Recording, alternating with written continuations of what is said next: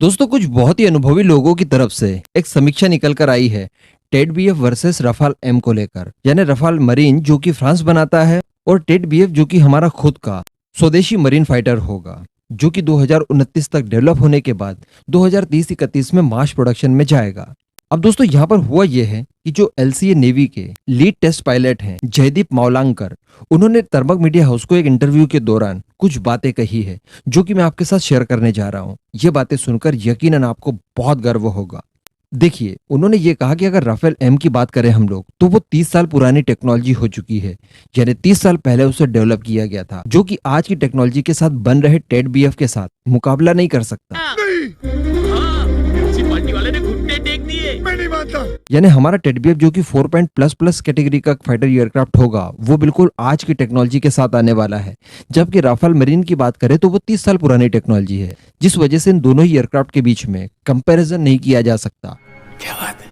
हमारा Ted BF बहुत ज्यादा एडवांस होने वाला है और सबसे बड़ी बात कि इसमें कई सारी ऐसी टेक्नोलॉजी से इस्तेमाल की जाएंगी जो कि हम लोग एमका के लिए डेवलप कर रहे हैं। यानी बीच में आपने नोटिस किया होगा कि जब एमएमआरसी 2.0 डील के बारे में कुछ रिक्वायरमेंट रखी गई थी एयरफोर्स की तरफ से, तो एयरफोर्स की तरफ से खुले शब्दों में ये कहा गया था कि हम कुछ ऐसे फाइटर्स खरीदने वाले हैं जिनमें 5th और 6th जनरेशन की क्वालिटीज हो। तो एग्जैक्टली वैसे ही टेड बीएफ में 5th और 6th जनरेशन की भी टेक्नोलॉजीज मौजूद है। फिर इसके एवियोनिक्स की बात करें, इसके फ्रंट डिजाइन की बात करें, ये फ्रंट डिजाइन को देखकर तो कोई भी कह देगा कि ये एक स्टेल्थ फाइटर एयरक्राफ्ट है। वैसे मैं आपको बता दूं कि ये बहुत ही कम आरसीएच देता है और इसे आप सेमी स्टेल्थ से भी बढ़कर एयरक्राफ्ट बता सकते हैं। तो सबसे बड़ी बात ये रही कि जो हमने एमका के लिए टेक्नोलॉजीज डेवलप की थी, उन्हीं का इस्तेमाल हम लोग टेड बीएफ में करने वाले हैं, जो कि इसे एक सुपर फाइटर एयरक्राफ्ट बनाता है। चल बस, रुलाएगा क्या। इसका एवियोनिक्स हो, इसके सेंसर्स हो, या फिर इसका रडार सिस्टम हो, फ्रंटल डिजाइन हो, या फिर बात कर ली जाए इसके अंदर इस्तेमाल किए जाने वाले 110 किलो न्यूटन के इंजन का।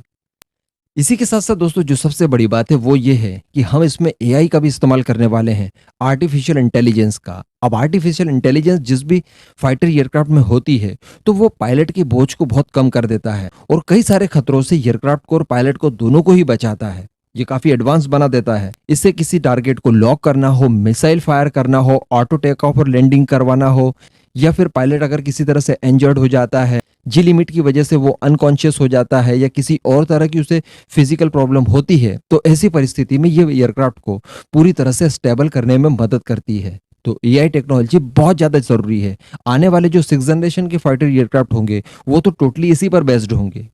तो ऐसी परिस्थिति में ये सारी चीजें हमारे टेड बीएफ में होगी, जो कि रफाल मरीन से इसे कई ज्यादा पावरफुल बनाते हैं और कई ज्यादा एडवांस बनाते हैं। लेकिन ये जरूर है कि हम लोग इसमें काफी पिछड़ गए हैं। आने वाले 10 साल के बाद अगर हम लोग यही बातें जो आज हम लोग रफाल मरीन के लिए कह रहे हैं, शायद टेड बीएफ के लिए भी कह पाएंगे, क्योंकि उस समय तक मैक्सिमम नौसेनाएं F-35 जैसे स्टेल्थ एयरक्राफ्ट का इस्तेमाल कर रही होंगी। देखा आपने लापरवाही का नतीजा है। तो यहाँ पर फिलहाल तो ये एडवांस है, लेकिन फिर भविष्य के हिसाब से ये किस तरह से रोल प्ले करेगा, थोड़ा सा देखने सोचने समझने वाली बात रहेगी। अगर ये एयरक्राफ्ट 2025 तक भी मास प्रोडक्शन में जाता ना तो ये बहुत अच्छा होता। खैर कोई नहीं, हम लोग काफी नए थे इस फील्ड में, ज्यादा एक्सपीरियंस था नहीं, ज्यादा रिसोर्सेस हमारे पास थे नहीं। इस हिसाब से जो कुछ भी बन रहा है ये बहुत बड़ी बात है। अगर फ्रांस के एयरक्राफ्ट को ये टक्कर दे रहा है तो कोई बात तो इसमें है जो कि हमें प्राउड करने के लिए एक मौका देती है। जय हिंद।